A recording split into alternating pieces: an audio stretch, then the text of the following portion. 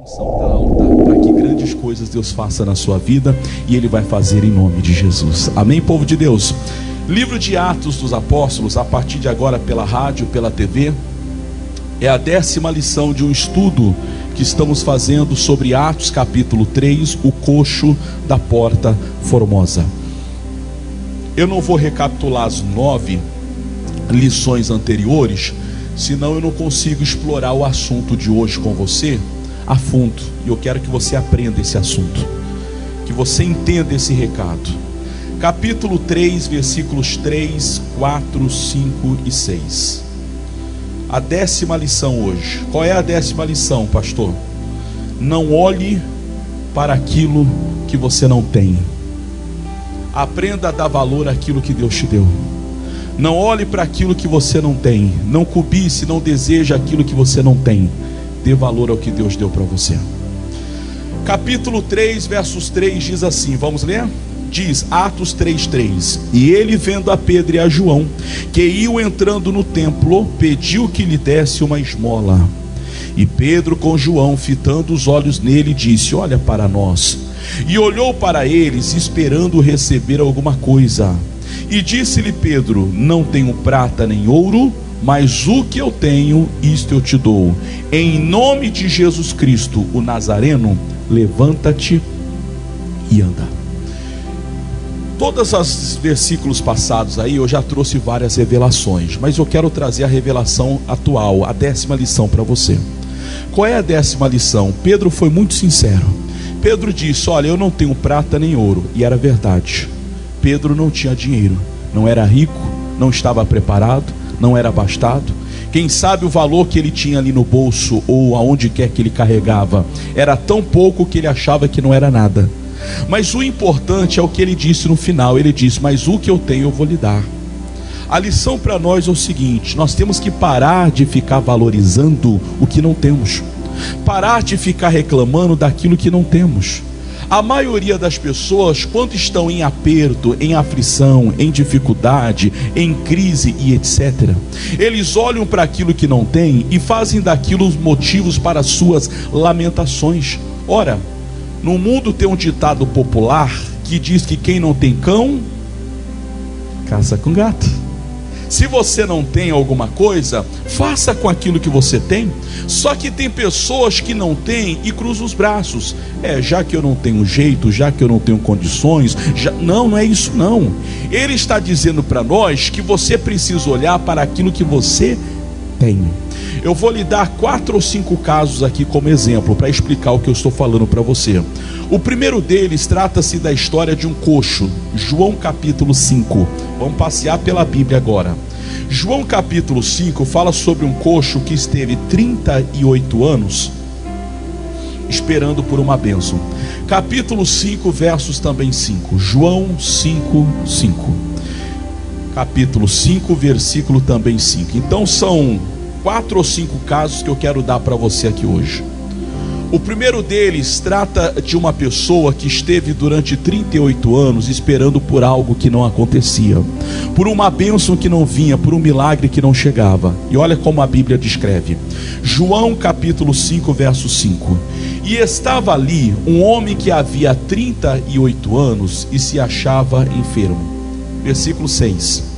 E Jesus, vendo este deitado e sabendo que estava nesse estado havia muito tempo, disse-lhes, qual era a pergunta?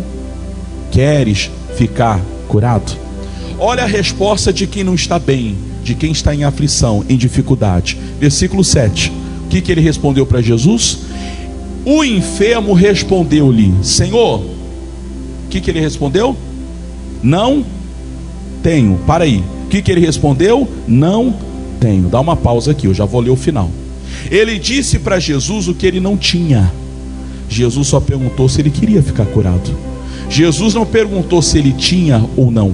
Jesus não perguntou se ele tinha alguém para ajudá-lo.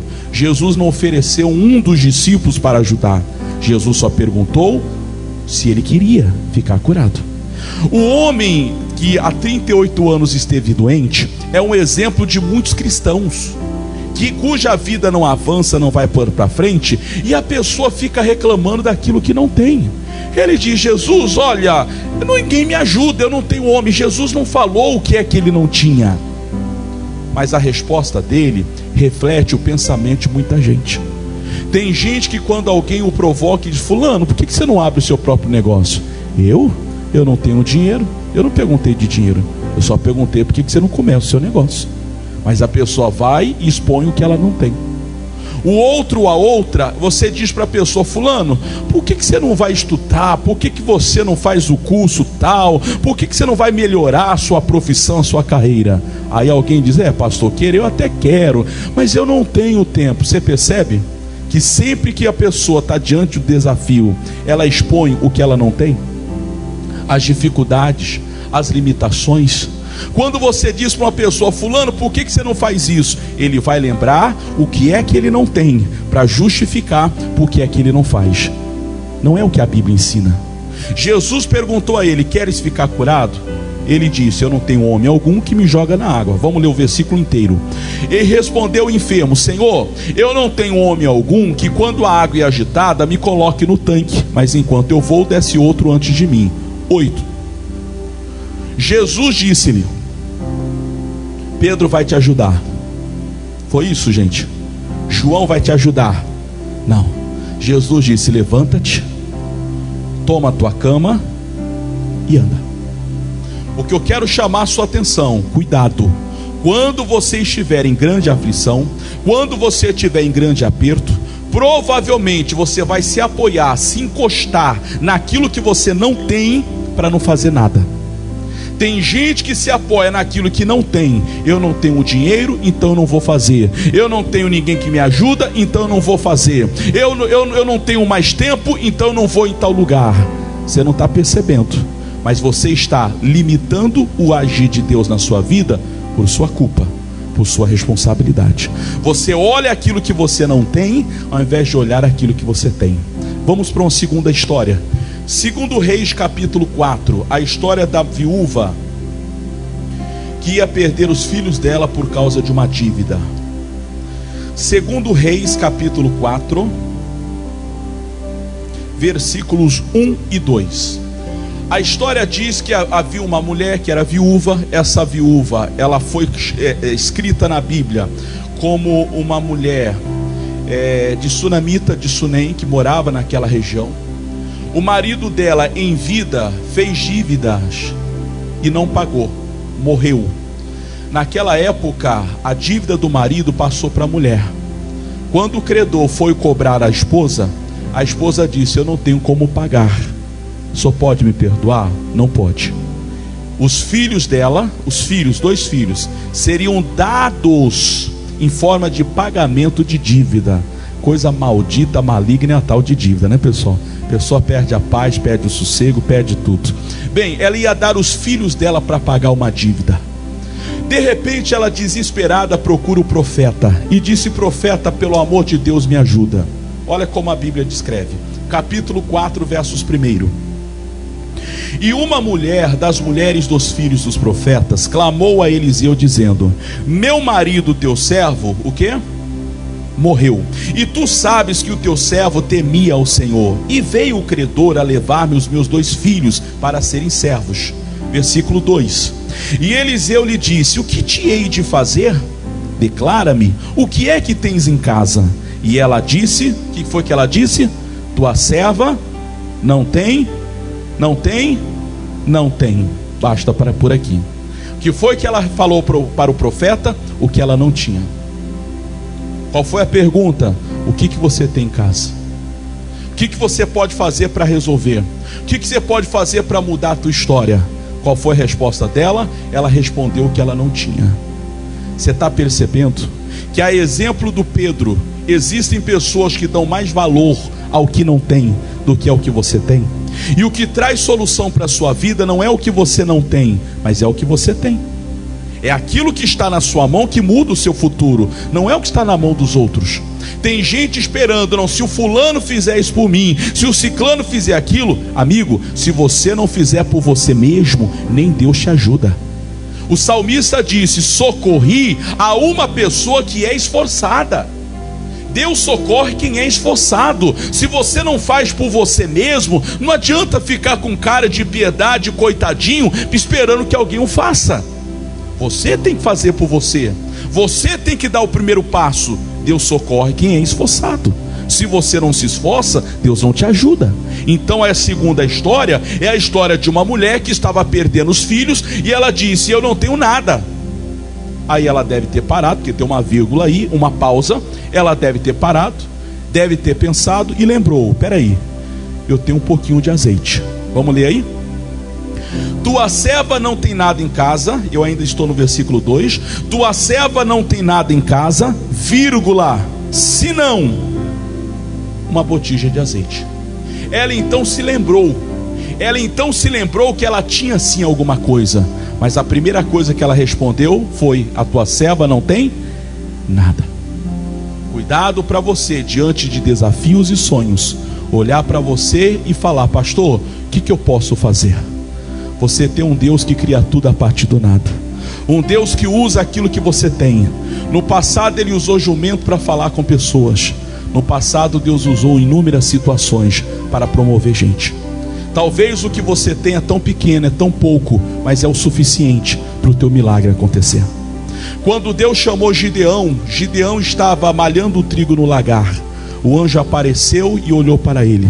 Gideão olha para o anjo. O anjo disse: vai nessa tua força. O contexto da história diz que a família de Gideão era mais pobre. Gideão era o caçula, ele era o último da lista. O que Gideão tinha para mudar aquela história? Nada, ele só tinha força. Ele não tinha gente, não tinha filhos, não tinha descendência, não tinha arma, não tinha nada. Ele só tinha força.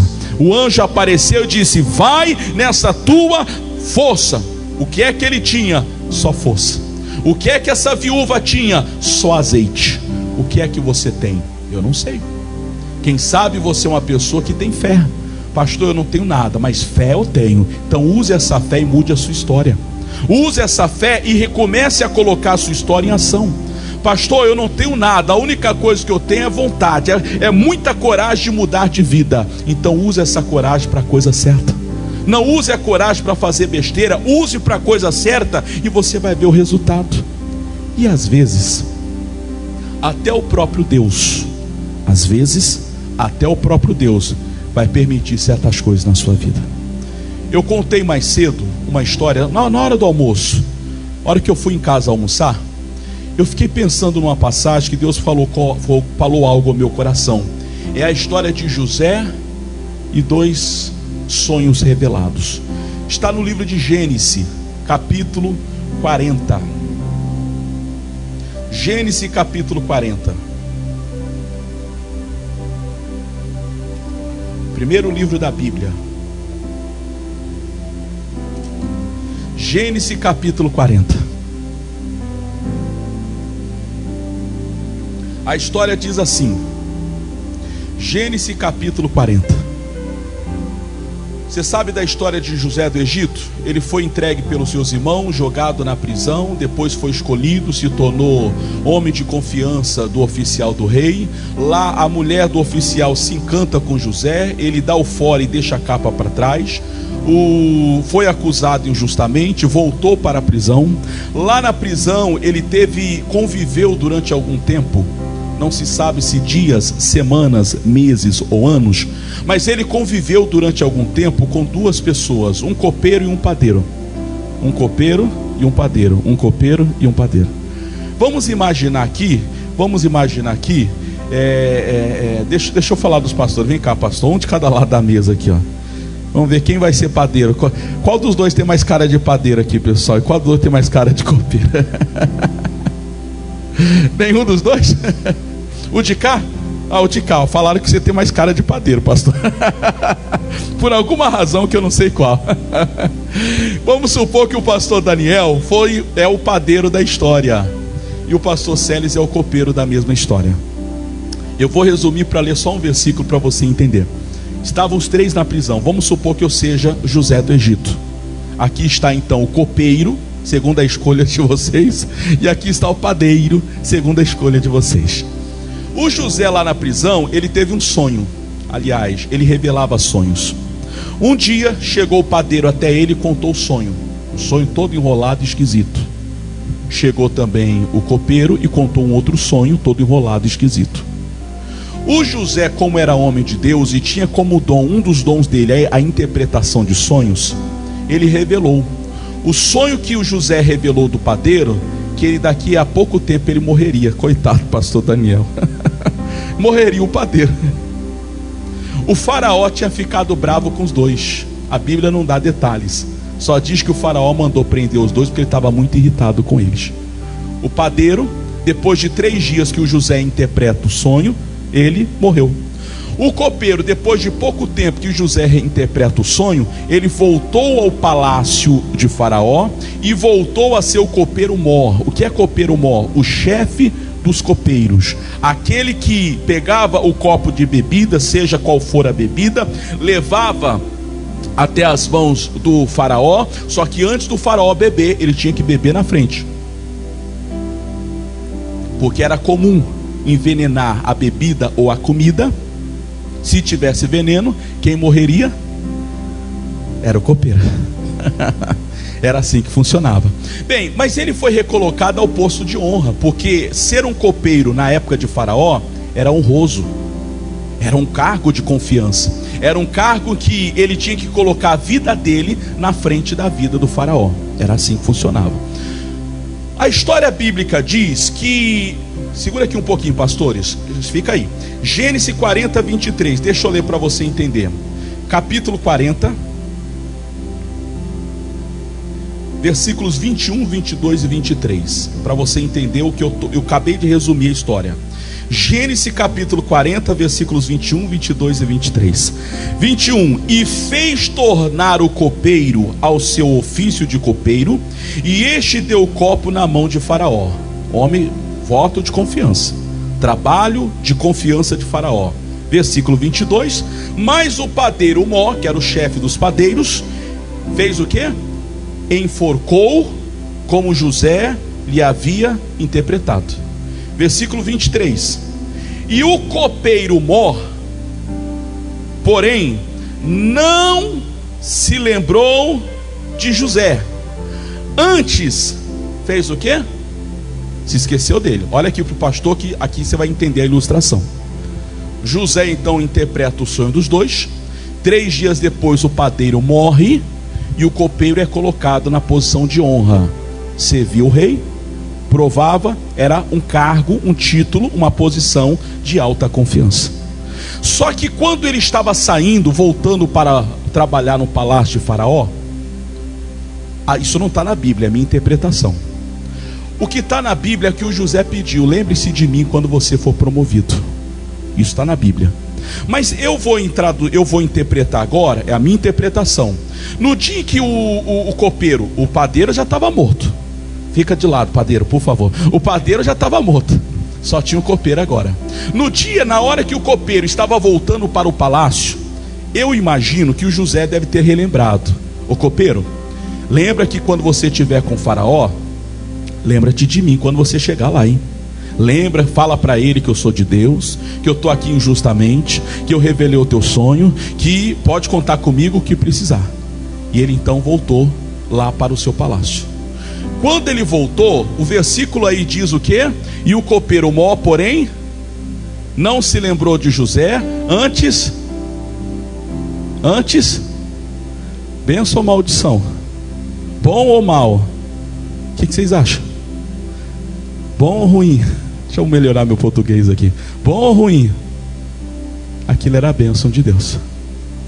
Por quê, pastor? Primeiro, se assim que ele chegasse lá no palácio, ele falasse: Faraó, lá na prisão eu conheci um cara que é de Deus. Ele é hebreu, revela sonhos, anda com Deus, é confiável, e desce o currículo. O chamado QI, quem indica? Indicasse para Faraó: aquele lá eu confio.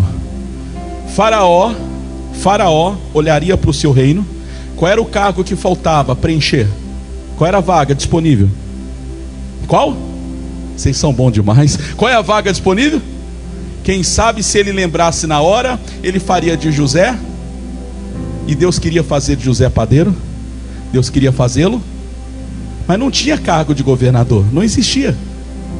Segundo a Bíblia, não existia cargo de governador, existia Faraó.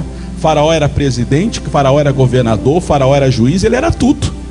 Então o fato do copeiro se esquecer de José não foi praga, nem castigo, nem maldição, foi bênção.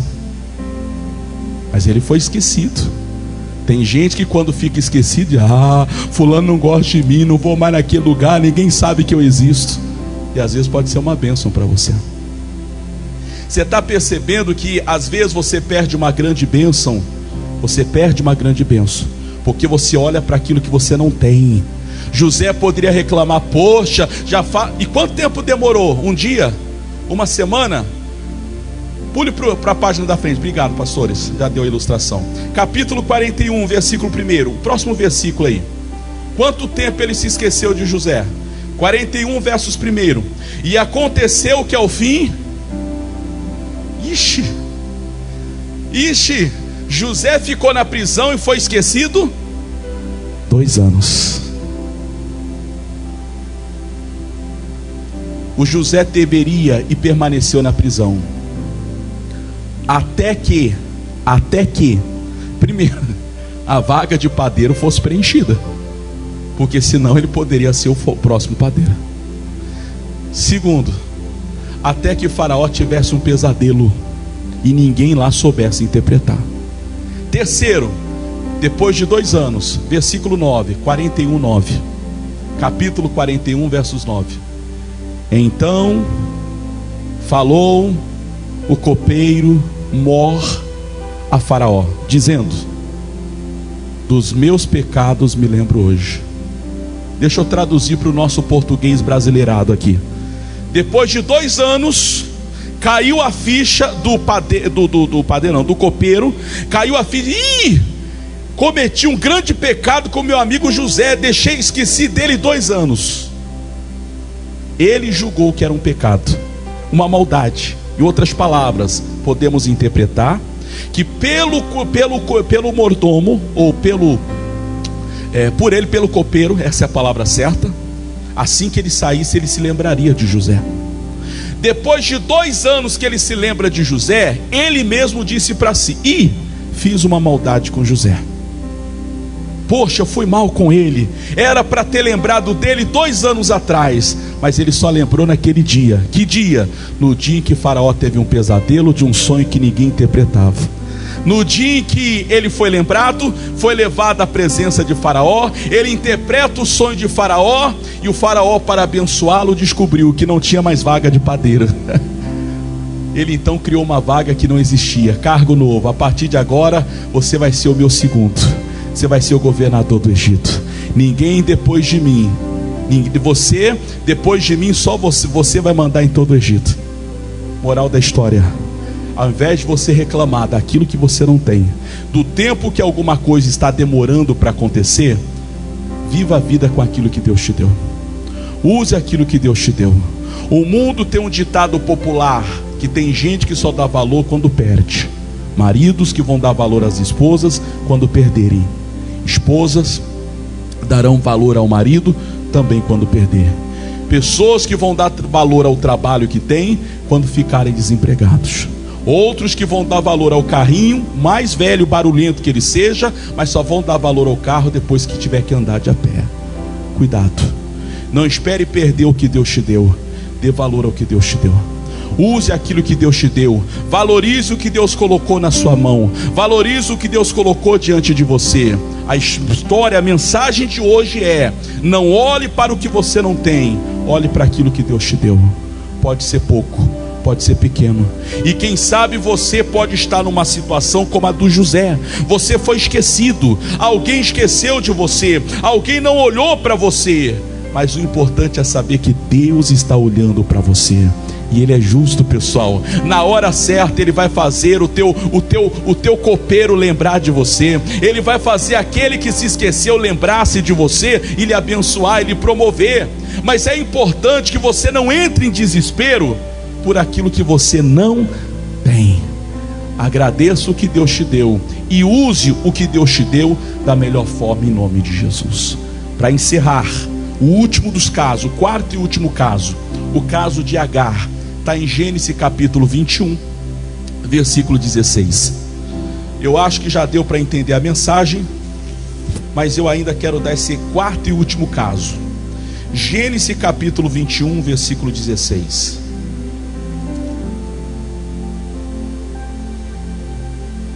Gênesis capítulo 21, versículo 16.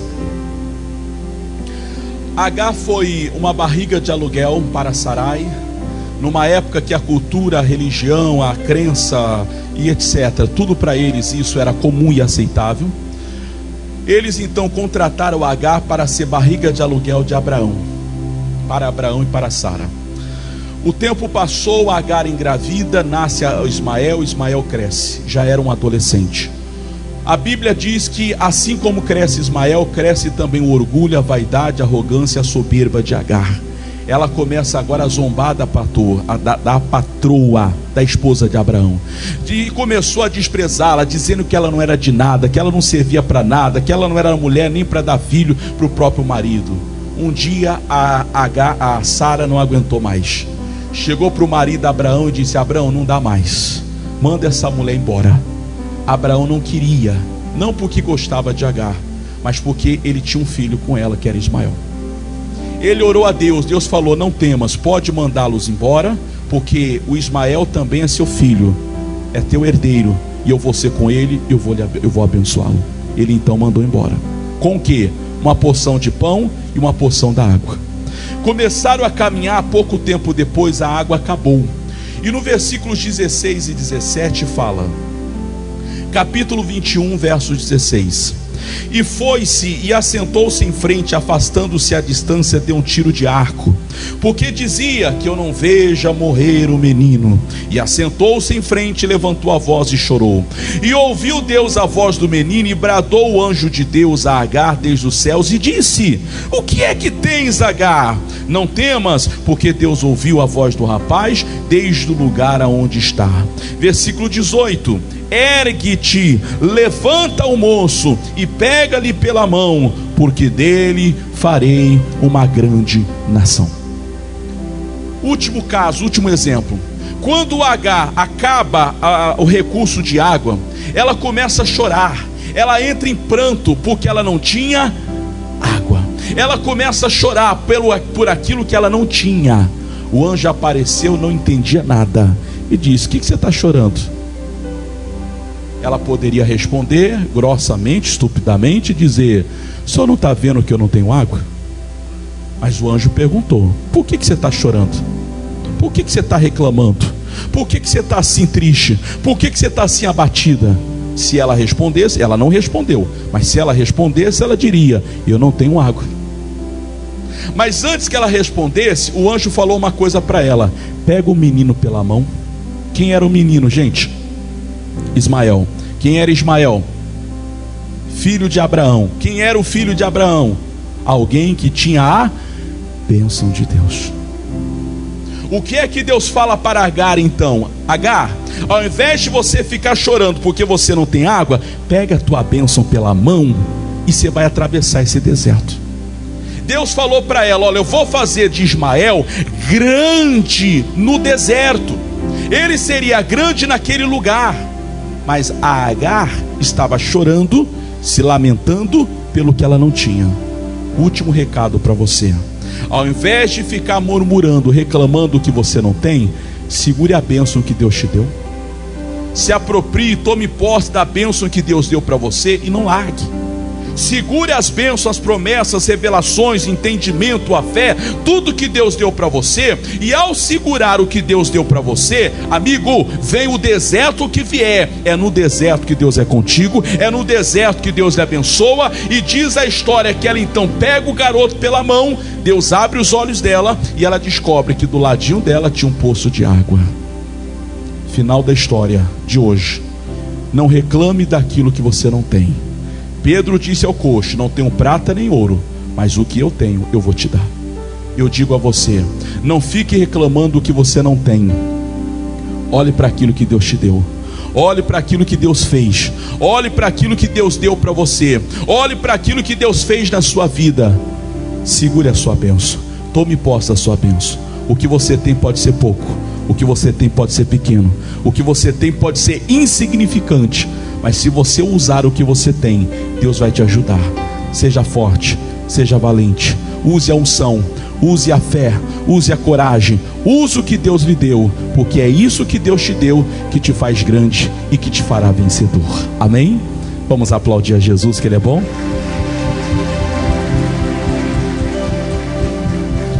Ainda sentados, Pai, obrigado pela palavra.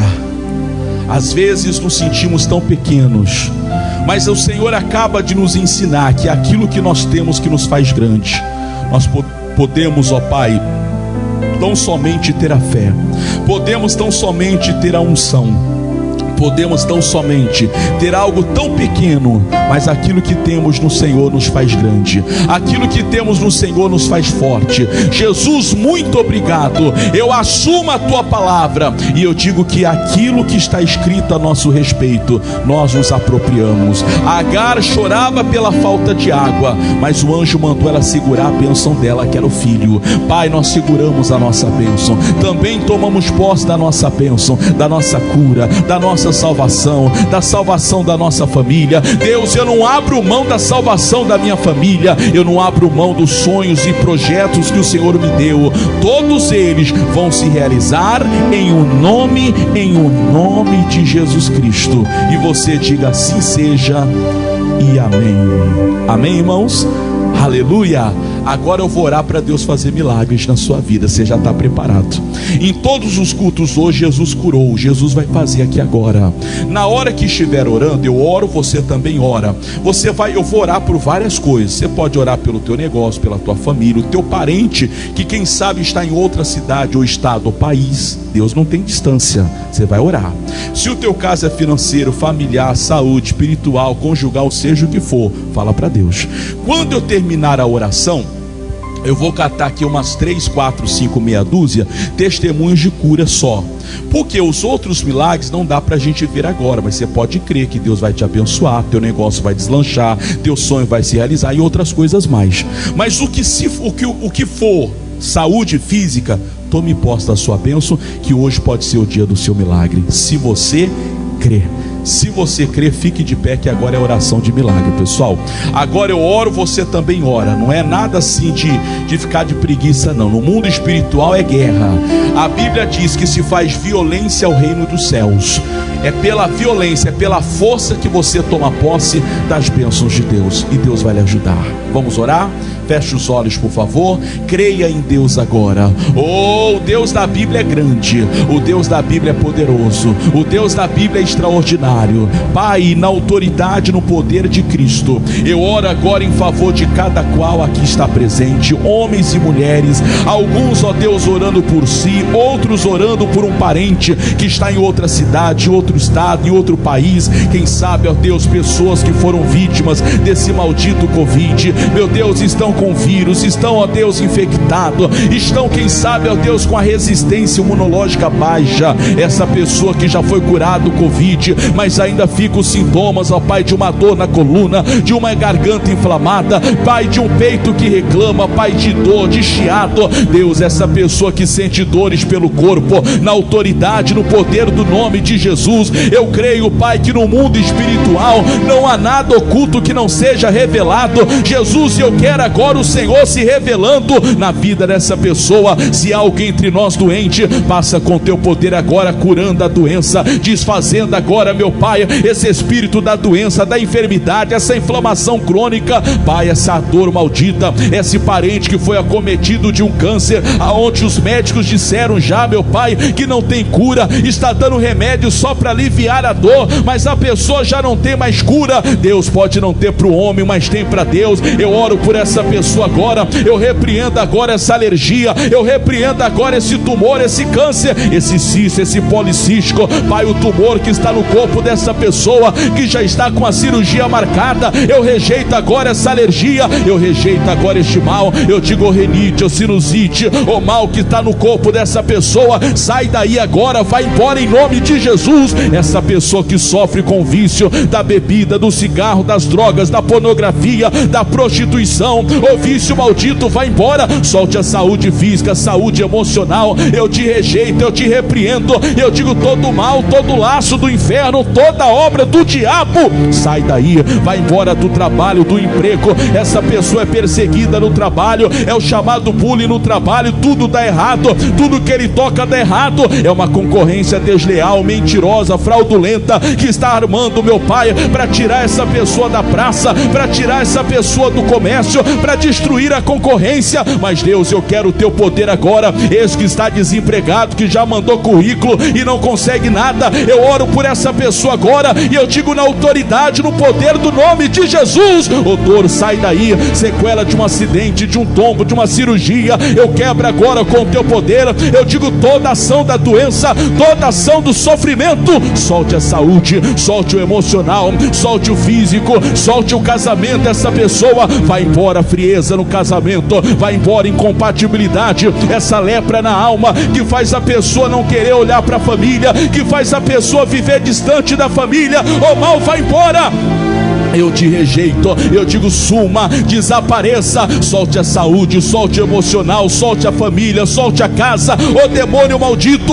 onde quer que você atuava, nós te amarramos e dizemos: saia em nome de Jesus Cristo.